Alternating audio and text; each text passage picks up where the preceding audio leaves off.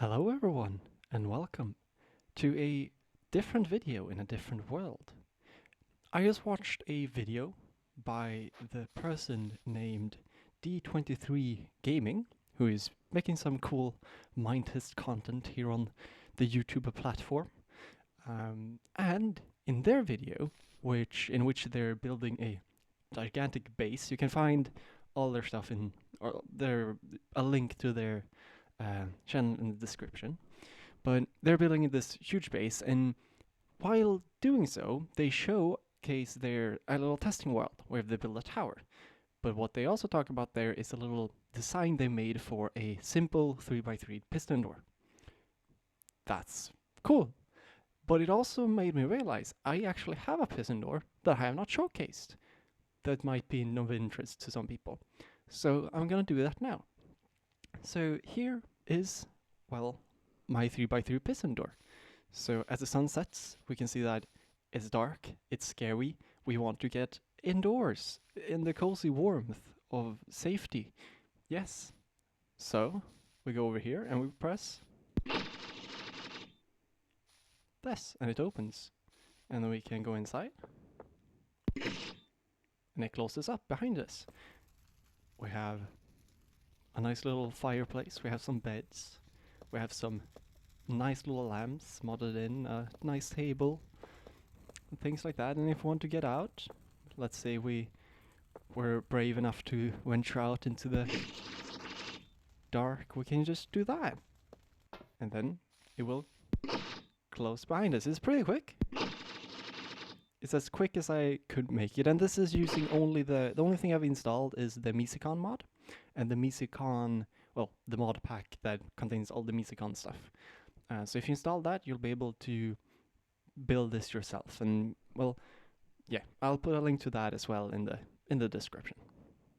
So here we are just in a simple testing world. I realized I do not have my current skin that I have in the survival let's play, but oh well. Here we have just all the redstone stripped out, and as you can see, it opens, we can walk through, and it closes. So the redstone, no, not the redstone, the wiring. Wow, I'm so used to Minecraft. The wiring for this is quite simple. The upper part is pistons facing inwards over here. That's wired by a funky mechanic that is fun. You can place these like this, and they just kind of connect. It's a bit weird, but yeah, so just by doing this, I get this kind of stacked wiring. And yeah, so this goes around here, goes over here, and this piston pushes down, and then over here we have the same thing on this side. So it just goes that, and that. So these are just responsible for the outer 7 blocks over here, the 7 nodes over here. While the input is handled by this. So we have two whatever these are called, switches, I think. Yeah, switches. And then they go into an XOR gate, which means that if neither of these are on, it will not turn on. If both of these are on, it will not turn on. But if one of these, for example that one, is on, and not that one, then it will turn on. And that means that no matter which side we're on, we're going to be able to like walk through and then just close it again or open it. It doesn't matter which side we don't get locked in or locked out, essentially. And down here, it's really quite small, we're using so-called Lua controllers, which use a coding language called Lua. And this allows you to write code. So the code I've written is this. It's quite a chunk of stuff, and I have not documented it. That might be good to do. I will post this as a link, either as a link or just straight up in the comments, depending on how much space I have there. And if you there's going to be a left one, which is this, and then there's a right one, which is this. And if you put those in, just copy paste it in there, press execute while this is turned off. What? That's not supposed to be there. Oh, wait. There we go. But yeah, if you just paste that in there, it should just work, as long as it is turned off when you put it in. Otherwise, the wiring looks like this. We have vertical mesecon going like this, and then we have these isolated wires like that, and then yeah, you can look at it. It's this. Copy paste this, and it should work.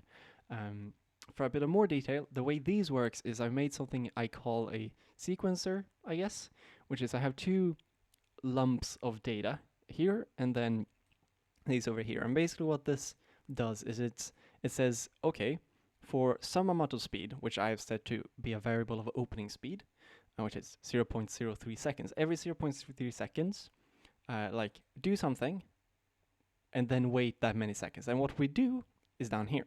So these are the pins that will be affected, and then this is what will happen to them.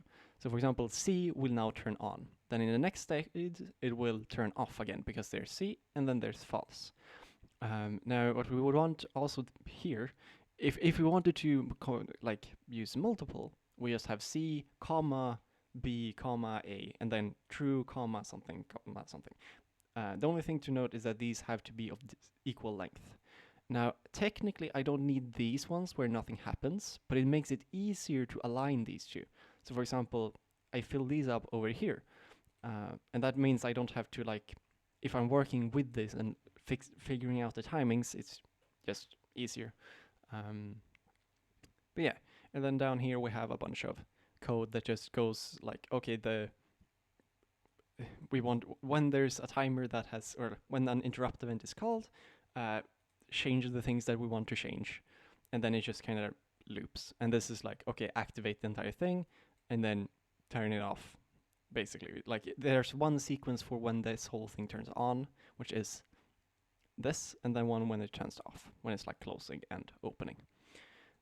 So yeah, copy paste it is probably easiest. If you want to look at it, you can look at it. I don't think it should be super awful. If you have any recommendation on how to improve that code, please give it a go. But yeah, I tried doing this first without any of these. Is really difficult, but then when you do add the Lua controllers, and specifically this kind of script, it's really easy to make these kind of timing things. So it feels a bit overpowered, the Lua controller, but I don't know. It might just mean that you can do even more ridiculous stuff.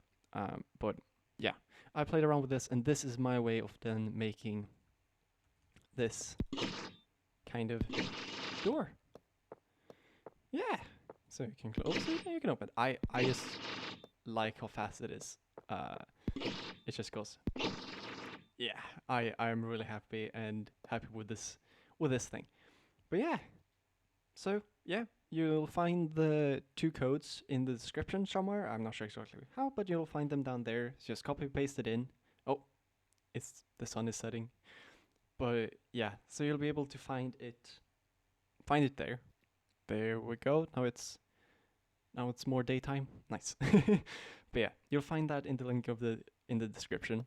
And yeah, if you have any suggestions for how to improve this, or if you want to make your own designs, feel free to do it. Put a link to your designs in the description, and I can check them out. Others can check them out. That's always cool. Well, yeah, and also shout out to D23 Gaming for reminding me that I had made this.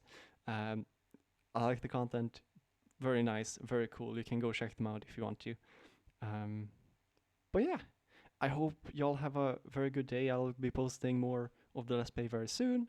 If you want to see more of this kind of stuff, more Mesecon things, let me know and I'll make some more, possibly. Yeah. Bye.